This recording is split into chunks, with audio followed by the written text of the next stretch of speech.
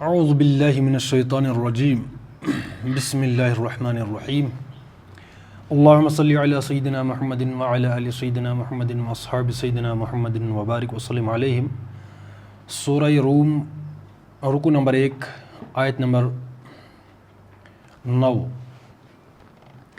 اولم یسیروا فی الارض فینظروا کیف کان عاقبۃ الذین من قبلہم كانوا أشد منهم قوة وأصاروا الأرض وعمروها أكثر مما عمروها وجاءتهم رسلهم بالبينات فما كان الله ليظلمهم ولكن كانوا أنفسهم يظلمون ثم كان عاقبة الذين أساءوا السوء أن كذبوا بآيات الله وكانوا بها يستهزئون۔ صدق اللہ العظیم۔ اور کیا یہ لوگ کبھی زمین میں چلے پھرے نہیں ہیں کہ انہیں ان لوگوں کا انجام نظر آتا جو ان سے پہلے گزر چکے ہیں؟ وہ ان سے زیادہ طاقت رکھتے تھے، انہوں نے زمین کو خوب ادھیڑا تھا اور اسے اتنا آباد کیا تھا جتنا انہوں نے نہیں کیا ہے۔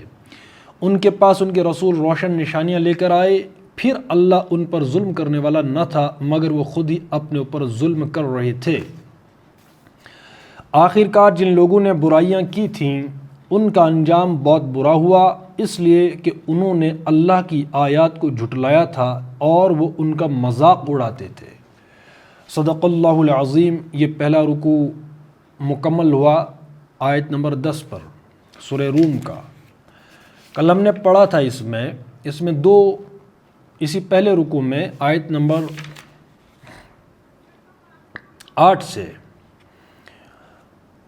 اولم یتفکروا فی انفسہم، یہاں سے ہم نے پڑھا تھا کہ لوگ دنیا کی زندگی کا بس ظاہری پہلو جانتے ہیں اور آخرت سے وہ خود ہی غافل ہیں۔ کیا انہوں نے کبھی اپنے آپ میں غور و فکر نہیں کیا؟ تو یہاں ہم نے 2 مثالوں کو یا 2 نشانیوں کو پڑھا تھا کہ اللہ تبارک و تعالیٰ نے قرآن میں جو اسلوب اختیار کیا ہے سمجھانے کا، وہ 3 چیزیں ہیں۔ تو 2 پر ہم نے بات کی تھی۔ ایک یہاں پر آیا ہے جو آیت آئی ہے، ایک تو انسان کا اپنا وجود ہے، انفسی نشانی جس کو ہم نے کہا یہ قرآن کہتا ہے اور اس کو ہم تفصیل سے کل پڑھا تھا، اور دوسرا ہے آفاق کی نشانی۔ تو انفسی ہے، کیا انہوں نے کبھی اپنے آپ میں غور و فکر نہیں کیا، ایک یہ نشانی ہے۔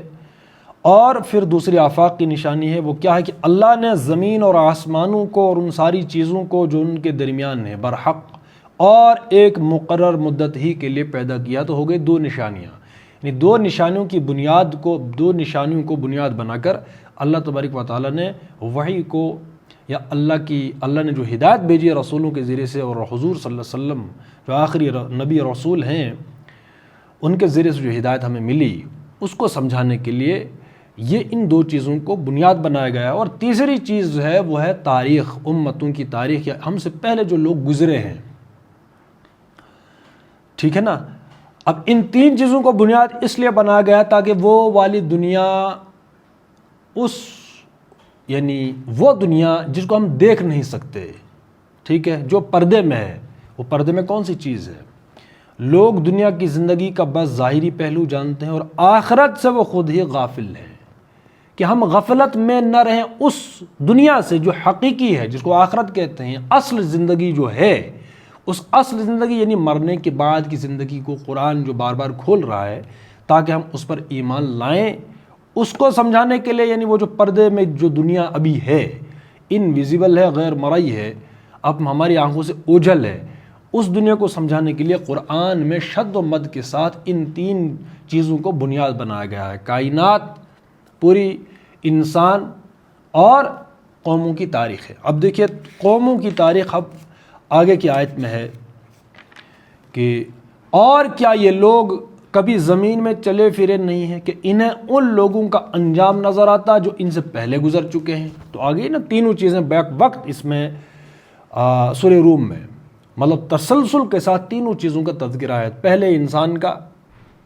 ٹھیک ہے، پھر ہے آفاق، زمین اور آسمان، اور پھر آ گیا ان لوگوں کا انجام جو ان سے پہلے گزر چکے ہیں۔ تو 3 چیزیں، یہی 3 چیزیں ہمیں ملتی ہیں پورے قرآن میں کہ تسلسل کے ساتھ اور بار بار انہی چیزوں کو بنیاد بنایا گیا ہے۔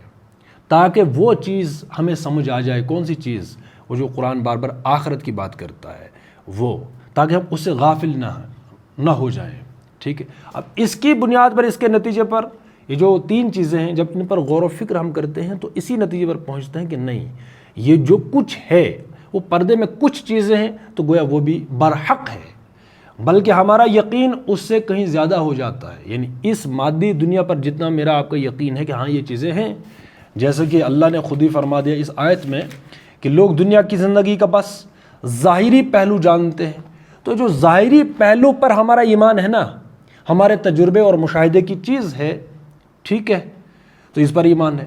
لیکن ایمان والے ہوتے ہیں وہ کیا ہوتا ہے کہ اس مادی دنیا پر جتنا ایمان ہوتا ہے، یعنی ایمان مطلب کہ یقین ہے نا، مطلب کچھ چیزیں ہیں، میں ہوں، آپ ہیں، کائنات ہے، تو یقین ہے کہ ہاں واقعی ہے. ایمان والوں کا جن نے ایمان قبول کیا، جو چیزیں نہیں دکھ رہی مجھے اور آپ کو، یہ جو پردے غیب میں ہے، ان پر ہمارا ایمان اس مادی کائنات پر ایمان ہونے سے زیادہ ہے. جتنا ایمان ہمیں اس مادی کائنات پر ہے اس سے کہیں زیادہ ایمان ان چیزوں پر ہے جو انویزیبل ہے. یعنی انویزیبل ورلڈ اور ویزیبل ورلڈ سے زیادہ ہمیں ایمان کس پر ہونا چاہیے؟ انویزیبل ورلڈ پر، یہ جو پردے غیب میں ہے نا. کیوں؟ کیونکہ پوری کائنات، انسان اور جو گزر چکے انسان، موجودہ انسان جو لوگ گزر گئے، اگر وہ اللہ تبارک و تعالیٰ کی تخلیق ہے تو پردے غیب میں کتنی چیزیں ہیں؟ 2-4 چیزیں تو ہیں. تو گویا کہ اللہ اس کا بھی یقیناً خالق ہے. اور پھر منطق اور عدل کے اصول دلالت کرتے ہیں کہ ایک اور دنیا ہونی چاہیے. کون سی دنیا؟ اس دنیا کے بعد ایک دنیا ہونی چاہیے کہ وہاں عدل کی بنیادوں پر ہر ایک مسئلے کا فیصلہ ہو. یہ عدل تقاضا کرتی ہے، انسانی عقل بھی اس کا تقاضا کرتی ہے. تو اس پردے غیب میں جو دنیا ہے، حقیقی دنیا، اس کو کھولنے کے لیے اللہ نے یہ 3 چیزوں کو بار بار بنیاد بنایا ہے. ایک ہے آفاق کی نشانی، یعنی یہ جو مادی کائنات ہے، ہر شے آیت ہے، نشانی ہے. سنوریہم آیاتنا، ہم آیتوں کو کھولیں گے، نشانیوں کو کھولیں گے. کون سی نشانی؟ نمبر 1 آفاق فی الآفاقی، یہ جو آفاق ہے یہ مادی دنیا ہے، ٹھیک ہے نا، زمین اور آسمانی پورا. اور وفی انفسہم، اور تمہاری اپنے انفس، یعنی انسان جو شاہکار ہے اس تمام کائنات کا، ٹھیک ہے. اور یہاں تک کہ جب یہ نشانیاں ہم کھولیں گے، یعنی تم پر یہ منکشف ہو کر رہیں گی یہ نشانیاں کہ واقعی ان کا کوئی کریٹر ہے، تو تم پکار اٹھو گے کہ حق وہی ہے جو قرآن کہتا ہے، یا اللہ نے جو قرآن میں نازل کیا ہے. حتی یتبین لہم انہ الحق. تو تیسری نشانی ہے وہ یہ ہے، اس کو ہم ذہن میں رکھیں، مطلب یہ ترتیب ذہن میں ہونی چاہیے کہ قرآن کا اسٹائل کیا ہے، اسلوب کیا ہے قرآن میں. یعنی قرآن کے کون سے وہ موضوعات ہیں جو بار بار ہمیں پڑھنے کو ملتے ہیں، یہ تو معلوم ہونا چاہیے نا. وہ کیا ہے؟ ہم بار بار کہہ رہے ہیں کہ ایک تو مادی دنیا ہے جو سائنس اور ٹیکنالوجی نے کھولا، ٹھیک ہے، سائنسی علوم اکثر و بیشتر، انسان یہ بھی سائنس ہے، ایک موضوع ہے نا تجرباتی، ٹھیک. اور دوسرا ہے کون سا؟ جو قومیں گزر گئیں، جتنی بھی قومیں ہیں، تو ان 3 چیزوں کو بنیاد بنایا گیا قرآن میں. اور سمجھایا کیا گیا ہے؟ وہی ٹرانسنڈنٹل فلسفی، یہی وہ میٹا فزکس، ما فوق الادراکی فلسفہ. ایک ہوتا ہے ادراکی فلسفہ کہ جو کچھ ہم سمجھ سکتے ہیں، ایک ہوتا ہے فوق الادراک، بیونڈ میٹیریل، ٹھیک ہے نا، مطلب جو بیونڈ میٹیریل، جو مادے سے اوپر کی چیز ہے، یا جس کا ہم ادراک کلی طور پر نہیں کر سکتے، بس اجمالاً اس کا ہمیں یا تو سمجھ ہے یا تو ایمان ہے. اسی چیز کو، اسی ایریے کو قرآن کی اصطلاح میں کہتے ہیں متشابہات. جو فزیکل ورلڈ ہے اس کو قرآن کیسے کور کرتا ہے؟ فزیکل ورلڈ پلس شریعت، یعنی قانون. قرآن میں قانون بھی ہے نا، ٹھیک ہے، علوم بھی ہیں، تو ان کو کور کرتا ہے قرآن کا ایک لفظ، یہ اصطلاح، اس کو کہتے ہیں محکمات. دوسرا وہ جو انویزیبل ہے یا ناقابل ادراک ہے، فوق الادراک ہے، میٹا فزکس ہے، تو اس کا ایک قرآن کی ایک اصطلاح ہے، وہ ہے متشابہات. تو 2 ہی ایریے ہیں اس کے، ایک ہے محکمات، ایک ہے متشابہات. محکم پختہ آیتیں یعنی جن کو ہم سمجھ سکتے ہیں، اور متشابہات جن کو ہم مکمل طور پر سمجھ نہیں سکتے، لیکن اجمالی ایمان ہمارا ان پر بھی ہے، بلکہ ان پر زیادہ ہے۔ کیوں؟ کیونکہ اس پردے میں جو چیز ہے جنت جہنم اللہ، اسی کے لیے تو ہم ایمان لا رہے ہیں اس دنیا میں۔ اس کا مطلب اس پر زیادہ ایمان ہے، مطلب وہ چیز ہے تو اس لیے ہم ایمان لا رہے ہیں اس دنیا میں۔ کائنات کو مسخر کریں اس لیے، شریعت کو مان رہے ہیں اس لیے تاکہ ہم آنے والی جو دنیا ہے اس میں ہم کامیاب ہونا چاہتے ہیں۔ تو اس کا مطلب ہمارا ایمان اس متشابہات، وہ جو ایریا ہے یعنی جو ہماری آنکھوں سے اوجھل ہے، جس کو ہم مکمل طور پر نہیں سمجھ سکتے، اس پر ہمارا ایمان زیادہ ہے۔ ٹھیک ہے، تو دو چیزیں گویا کہ قرآن کا ایک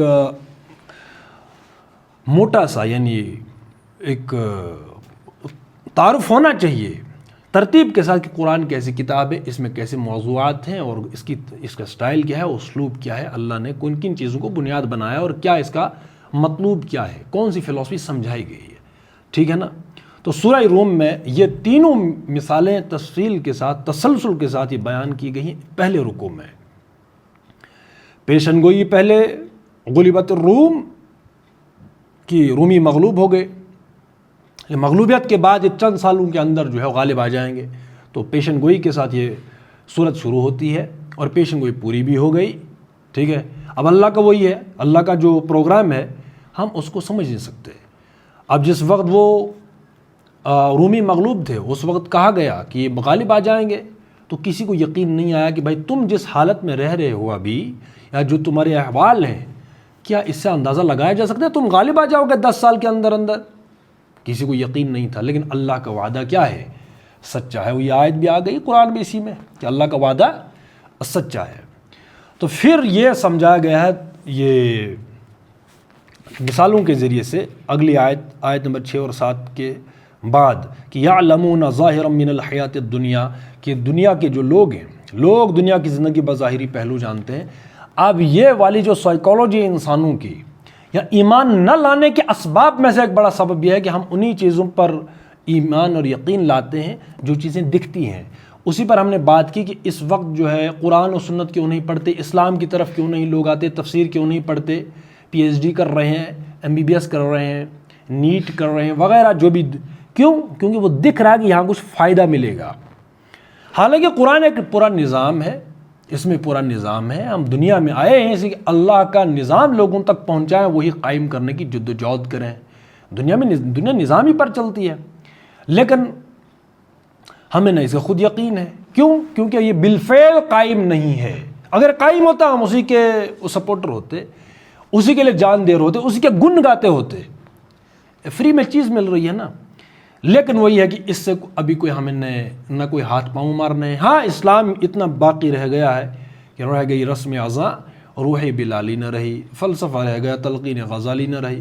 تو یہ چیز ہے، وہ کتابوں میں لکھا ہوا ہے، ٹھیک ہے نا، کتابوں میں ہی لکھا ہے نا۔ جب ہم اس کا تذکرہ کریں گے ہماری آنکھوں سے آنسو بھی آئیں گے، اس لیے نہیں کہ بھائی میں کیا کر رہا ہوں، رسول اللہ صلی اللہ علیہ وسلم اور صحابہ نے اگر قربانیاں دی ہیں تو مجھے کیا ہو گیا، اس لیے نہیں آ رہے آنسو۔ بس اب مجھے وہ بھی نہیں معلوم کہ آنسو کیوں آتے ہیں۔ اب یہ ہے کہ بھائی وہ ترس ہے، اچھا انہوں نے اتنی قربانیاں دی تھی اور اب رو رہے ہیں، بس ٹھیک، یہ ہے، سنو، سناؤ، خود بھی رو، دوسروں کو بھی رلاؤ، میں خود یہاں روتا ہوں اور ان کو وہاں رلواؤں گا، بس یہ وہ والی بات ہے۔ اور متحرک کیوں نہیں ہوتے؟ ہمیں معلوم ہے کہ نہ ہم نے قربانی دینی ہے، نہ ہم نے جد و جہد کرنی ہے، نہ اس ترتیب کے ساتھ اسلام کو دوسروں تک پہنچانا جس ترتیب کے ساتھ میرا آپ کے سامنے موجود ہے، ٹھیک ہے نا۔ اور دوسری چیز یہ ہے کہ اس کے ساتھ ہمارا کوئی کیریئر وابستہ نہیں ہے۔ اگر کیریئر وابستہ ہوتا، ہر گلی چوراہے، ہر گلی نکڑ پر وہ ٹیوشن سینٹر اس کے بھی ہوتے، ہم وہاں بھی پیسہ خرچ کر رہے ہوتے۔ کیوں؟ نوکری ملنے والی ہے، امید وابستہ ہے نا، سمجھ رہے ہیں بات؟ اس لیے ہم ظاہری پہلو، وہی قرآن کی آیت پہ تھوڑا غور کیجئے، لوگ دنیا کی زندگی کا بس ظاہری پہلو جانتے ہیں۔ اکثر و بیشتر اس وقت ہم نے قرآن میں بھی پڑھا بار بار کہ اکثریت گمراہ ہوتی ہے، اکثریت۔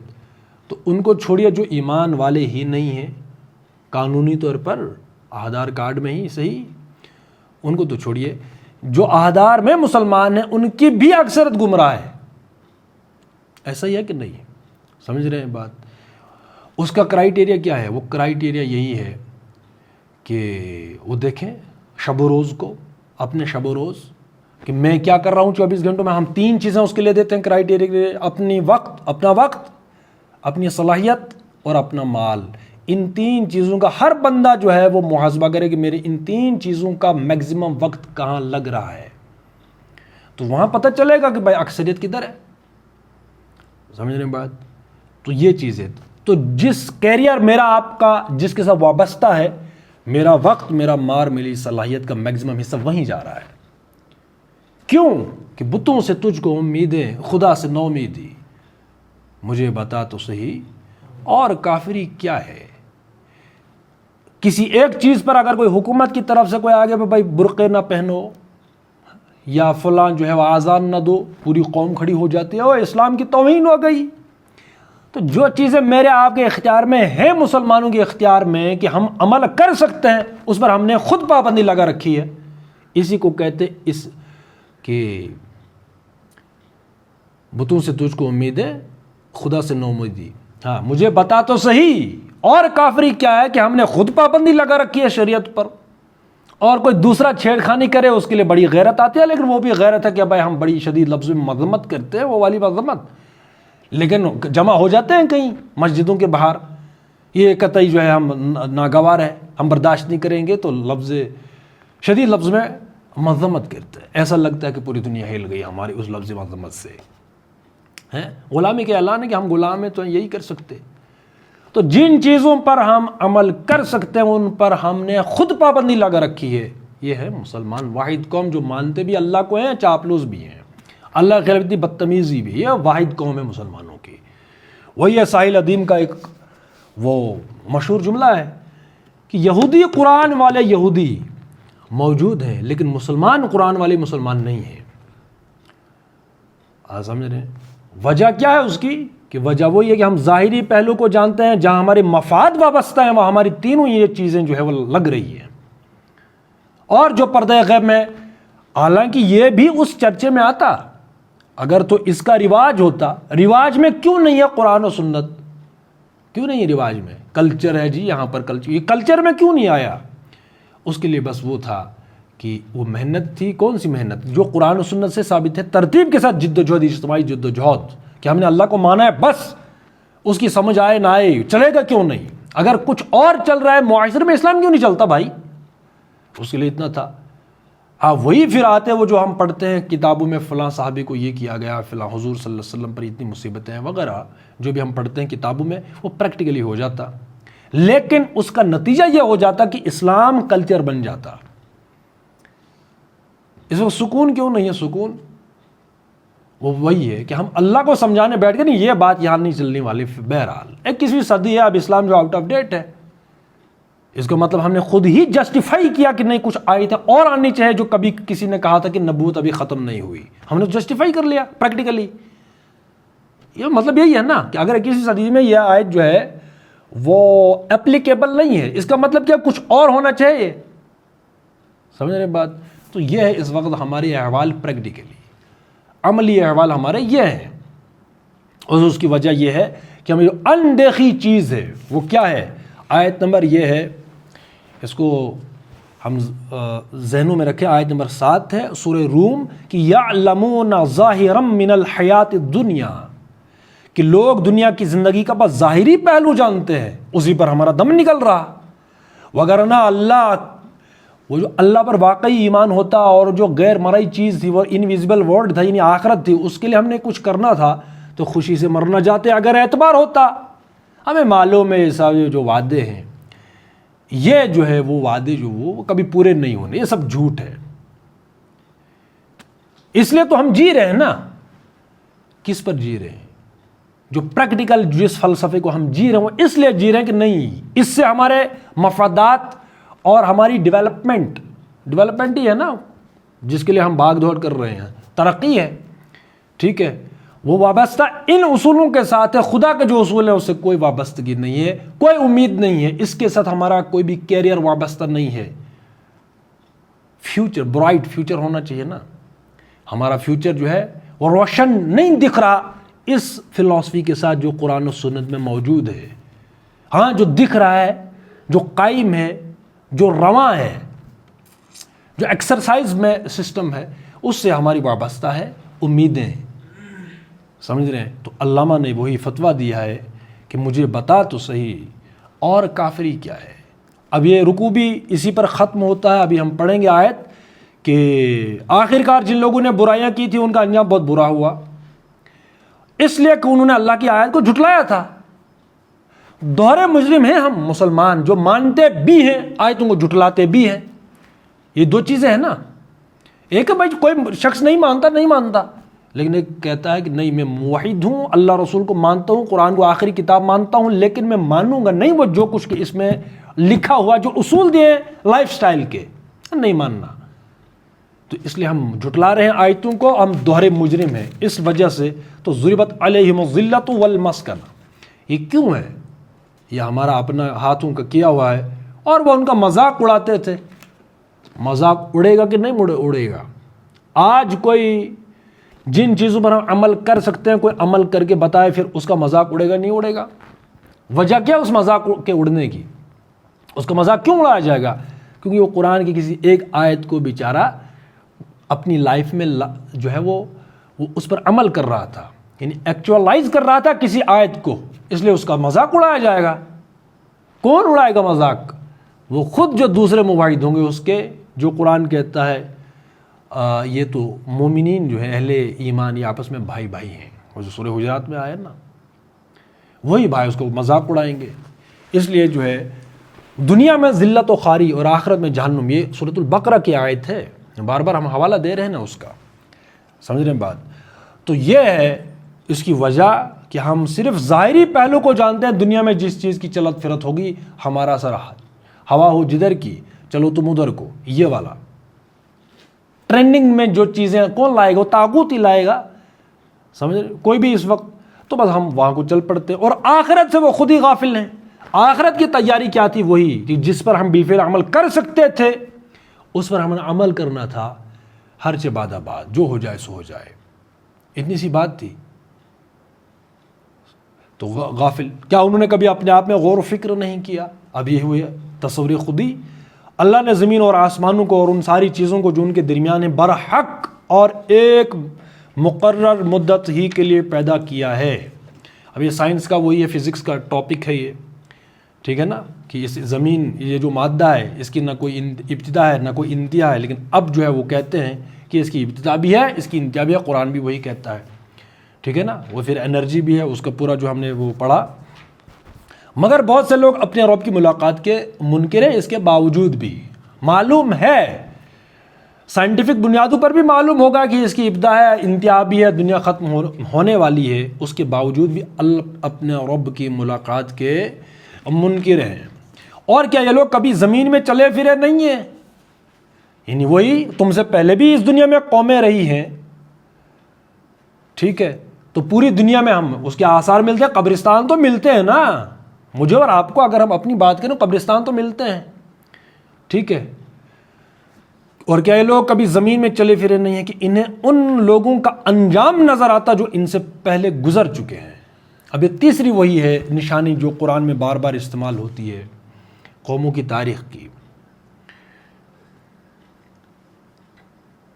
حاشیہ نمبر 8، یہ آخرت کے حق میں تاریخی استدلال ہے۔ مطلب یہ ہے کہ آخرت کا انکار دنیا میں 2-4 آدمیوں ہی نے تو نہیں کیا ہے، انسانی تاریخ کے دوران میں کثیر التعداد انسان اس مرض میں مبتلا ہوتے رہے ہیں، بلکہ پوری قومیں ایسی گزری ہیں جنہوں نے یا تو اس کا انکار کیا ہے یا اس سے غافل ہو کر رہی ہے، یا حیات بعد الموت کے متعلق ایسے غلط عقیدے ایجاد کر لیے ہیں جن سے آخرت کا عقیدہ بے معنی ہو کر رہ جاتا ہے۔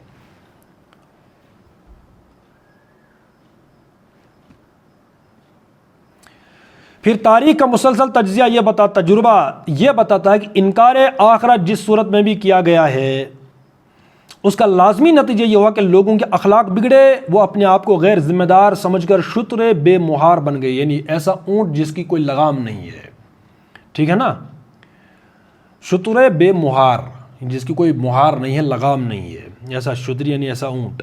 انہوں نے ظلم و فساد اور فسق و فجور کی حد کر دی اور اسی چیز کی بدولت قومیں تباہ ہوتی چلی گئیں.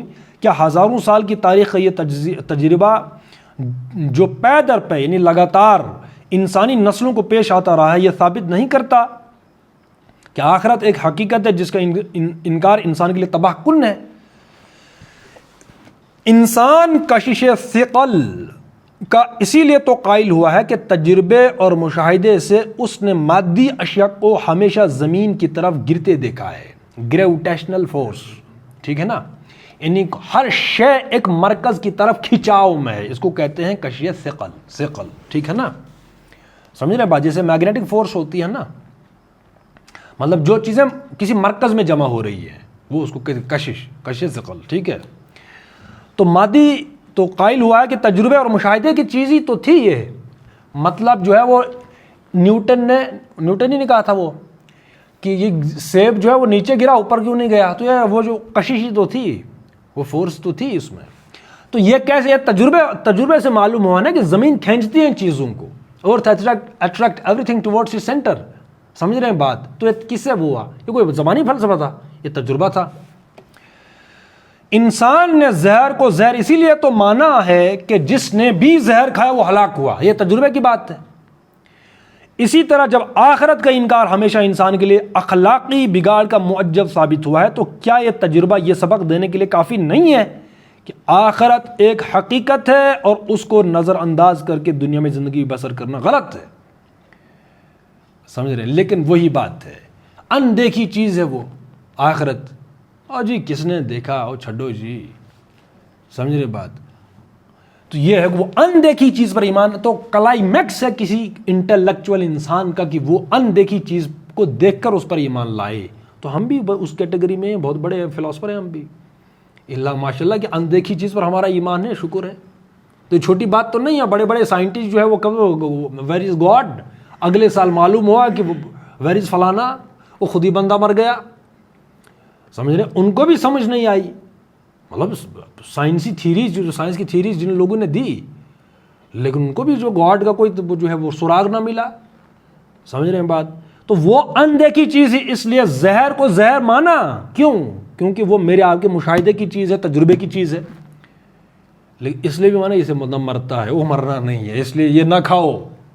گریویٹیشنل فورس بھی ہم نے ثابت کر لی، ٹھیک ہے، لیکن ثابت اس سے نہ ہوا. حالانکہ اس سے سب سے بڑھ کر ثابت کیا ہونا چاہیے کہ یہ کریٹر تو کوئی ہے اس کا، ظاہر سی بات ہے. تو یہ ہے، یہ ہم نے پڑھا کہ انہوں نے اور کیا لوگ کبھی زمین میں چلے پھرے نہیں ہیں کہ انہیں ان لوگوں کا انجام نظر آتا ہے جو ان سے پہلے گزر چکے ہیں. وہ ان سے زیادہ طاقت رکھتے تھے، یعنی آج تمہارے پاس جو طاقتیں ہیں وہ آپ سے زیادہ، ہم سے زیادہ طاقت رکھتے تھے. انہوں نے زمین کو خوب ادھیڑا تھا. وہی ادھیڑنا مطلب جو ہے وہ ڈسکور کرنا زمین کو، یا اس کو مسخر کرنا، کچھ چیزیں بنانا، ایجاد کرنا. حاشیہ نمبر 9، اسم لفظار اثار الارض استعمال ہوا ہے. اس کا اطلاق یعنی امپلیمنٹ، اطلاق ہوتا ہے نا، چسپاں کرنا. اس کا اطلاق زراعت کے لیے ہل چلانے پر بھی ہو سکتا ہے اور زمین کھود کر زیر زمین پانی، نہریں، کاریزیں اور معدنیات وغیرہ نکالنے پر بھی. مطلب جو بھی زمین میں ہم کچھ بوتے ہیں، نکالتے ہیں، جو بھی چیزیں ہیں اس کو ادھیڑنا. یعنی زمین پر بھی تجربہ کیا، زمین سے کیا نکلے گا، کیا اگے گا، کیا بنے گا. تو یہ ساری تجربہ ہی ہے. تو انہوں نے زمین کو خوب ادھیڑا تھا اور اسے اتنا آباد کیا تھا جتنا انہوں نے نہیں کیا. حاشیہ 10، اس میں ان لوگوں کے استدلال کا جواب موجود ہے جو محض مادی ترقی کو کسی قوم کے صالح ہونے کی علامت سمجھتے ہیں. مطلب مادی ٹیکنالوجی اس وقت، اگر ہم اس وقت اکثر و بیشتر لوگ یہی، آپ یہ بھی تجربے کی بات ہے، جب بھی جو پڑھے لکھے لوگ ہیں اکثر ریڈیو تو سنتے ہی ہے نا، وہ کہتے ہیں فلاں ملک نے یہ ترقی کر لی، فلاں نے یہ چیز ایجاد کر لی، فلاں تو وہ مسلمانوں نے کیا کیا. حالانکہ میں اس کو انتہائی جہالت کا جو ہے وہ گفتگو مانتا ہوں. بھائی کسی نے اگر کوئی ٹیکنالوجی کی تو وہ اس کا اپنا نہیں، وہ انسان ہے. کسی بھی انسان پر کوئی پریکٹیکلی کوئی تجرباتی علم کھل سکتا ہے اگر تو تھوڑا ہاتھ پاؤں مار لے. کیوں؟ وہ آدم کی میراث ہے. ہر انسان، یہ نہیں کہ بھائی مسلمان اس وقت سائنٹسٹ نہیں ہے اور وہ نہیں ہے، یہ کہ وہ جاہل والی بحث ہے. بھائی انسان ہے. اتنا فرق ہے کہ ایک جو ہے ایک اللہ کو مانتا ہے، ایک نہیں مانتا. تو بنیادی طور پر انسان تو ہیں. وہ اتنی سی بات. تو دوسری بات ہم یہ کہتے ہیں کہ اگر فلاں سائنٹسٹ اسلام کو نہیں مانتا تھا لیکن اس نے بہت بڑا ایک انکشاف کیا کہ زمین میں فلاں چیز ہے، جو بھی اس کی تھیوری ہے، ٹھیک ہے، تو کسی مسلمان نے نہیں مانا، یہ مسلمانوں نے مانا کہ نہیں یہ تو مسلمان ہی نہیں ہے، ٹھیک ہے، مسلمانوں میں ہے ہی نہیں کوئی سائنٹسٹ، لیکن اس نے جو تھیوری دی ہے وہ ایمان قبول کرنے سے پہلے دی ہے، تو ہم نے کیا کہا مسلمانوں نے کہ مسلمانوں کوئی سائنٹسٹ پیدا ہی نہیں ہوا. اگر کوئی سائنٹسٹ جو ہے وہ کوئی تھیوری پیش کرنے کے بعد اسلام قبول کرتا ہے، پھر ہم کیا کہیں گے؟ ہمارے پاس سائنٹسٹ ہے. کہاں کاہے کا سائنٹسٹ؟ وہ تو پہلے کا صاحب اس نے تھیوری پیش کی ہے، تو ہم گویا کہ اس کو آن نہیں کریں گے کہ کریں گے، لیکن آپ کریں گے. ہاں پھر بڑی دلیل ہوگی کہ فلاں سائنٹسٹ ہے اس نے اسلام قبول کر لیا، یہ بڑی کامیابی ہوگی. پھر ایسے کہتے ہیں نا. تو اس سے ہی ثابت یہی ہوتا ہے کہ وہ پہلے بھی وہی انسان تھا، بعد میں بھی وہی انسان تھا. مطلب جو اس کے تجربات ہیں، جو اس کو علوم ہیں، جو اس کے مشاہدات ہیں، جو اس کی فکر ہے یا جو اس کا فن ہے، وہ پہلے بھی وہی تھا، بعد میں. ہاں اتنی جو ہدایت کا چیپٹر الگ ہے کہ وہ ہدایت کو مانتا تھا یا نہیں مانتا تھا، اسلام کو مانتا تھا نہیں مانتا تھا. سمجھ رہے ہیں بات؟ تو یہ چیزیں اس کے متعلق ہم یہ نہ کہیں کہ بھائی فو ہے، ٹھیک ہے نا. تو انہوں نے زمین کو خوب ادھیڑا تھا اور اسے اتنا آباد کیا تھا جتنا انہوں نے نہیں کیا. تو یہ مادی ترقی جو ہے یہ معیار حق نہیں ہے. ہاں تو میں یہ کہہ رہا تھا اکثر و بیشتر یہ کہ فلاں ملک نے اتنی ترقی کی، اتنی ترقی کی، تو اس کا مطلب نہیں وہ صالح ہیں، ٹھیک ہے. وہ کہتے ہیں کہ جن لوگوں نے زمین کے ذرائع کو اتنے بڑے پیمانے پر استعمال ایکسپلائٹ کیا ہے، جنہوں نے دنیا میں عظیم و شان تعمیری کام کیا اور ایک شاندار تمدن کو جنم دیا، بھلا یہ کیسے ممکن کہ اللہ تعالیٰ ان کو جہنم کا ایندھن بنا دے؟ قرآن اس کا جواب یہ دیتا ہے کہ تعمیری کام پہلے بھی بہت سی قوموں نے بڑے پیمانے پر کیے ہیں. پھر کیا تمہاری آنکھوں نے نہیں دیکھا کہ وہ قومیں اپنی تہذیب اور اپنے تمدن سمیت پیوندے خاک ہو گئیں اور ان کی تعمیر قصر فلک بہت زمین پر آ رہا. مطلب جو کچھ انہوں نے مادی ترقیاں کی تھی ان سمیت اللہ نے ان پر عذاب نازل کیا. تو کیوں؟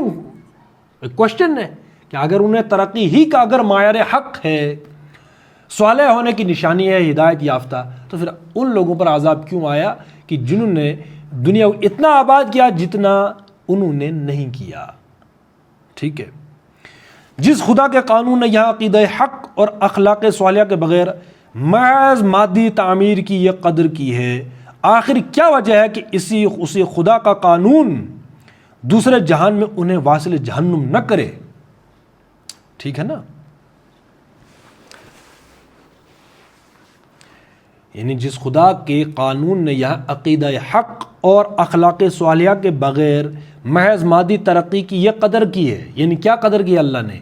یعنی جن قوموں نے مادی ترقیاں اتنی زیادہ کی لیکن اس کے باوجود بھی اللہ نے ان پر عذاب نازل کیا. آخر کیا وجہ ہے کہ اسی خدا کا قانون دوسرے جہان میں انہیں واصل جہنم نہ کرے؟ مطلب جن لوگوں کا یہ عقیدہ ہے کہ جن لوگوں نے دنیا میں ٹیکنالوجی کا دھماکہ کیا، اس دنیا کو حسین بنا کے نہیں بنایا، ظاہر سی بات ہے بنایا، لیکن جب دنیا میں اللہ نے ان کی قدر نہیں کی خالص مادی ترقی پر، تو آخرت میں کیوں نہ کرے؟ آخرت میں ان کو جہنم کا راستہ کیوں نہ دکھایا جائے؟ تو یہ ہم دنیا کو مسخر کرنے نہیں آئے کہ ہم نے انکشافات پر انکشافات کرنے ہیں، نہیں، بلکہ اس کا یہ ہے کہ ہم نے وہی اقرا بسم ربک الذی خلق، یعنی ہم نے پڑھنا ہے، یا کوئی بھی تجربہ ہے، کوئی بھی تھیوری آئے گی، نتیجہ اس کا نکلنا چاہے کہ نہیں کوئی اس کا کریٹر موجود ہے. اس کو کہتے ہیں معرفت. اگر ہم نے پوری دنیا کی سائنس اور ٹیکنالوجی پڑھ لی لیکن خدا تک نہ پہنچے تو وہی انہی پر جو ہے وہ عذاب آتا ہے. ان قوموں پر بھی اس لیے آیا نا، آج بھی اور آنے والے کل میں. معیار حق وہی ہے کہ قرآن و سنت یا جس چیز کو بھی ہم سمجھتے پڑھتے ہیں یہ اقرار کرتے ہیں کہ اللہ نے تخلیق کی اور اللہ کے اس قانون کو مانتے کہ نہیں مانتے، جس کو میں نے اور آپ نے آج ریجیکٹ کیا ہوا ہے اپنے عمل کے ذریعے سے. ٹھیک ہے. تو انشاءاللہ اس سے آگے ہم کل پڑھیں گے حاشیہ نمبر 11.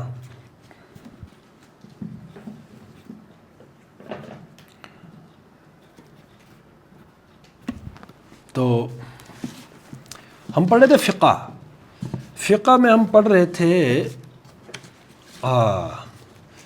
آج پڑھنا ہے مقتدی کی قسمیں. مقتدی ہوتا ہے نا امام کے پیچھے جو نمازیں پڑھتے ہیں. جماعت میں شریک ہونے کے لحاظ سے مقتدی کی 3 قسمیں ہیں.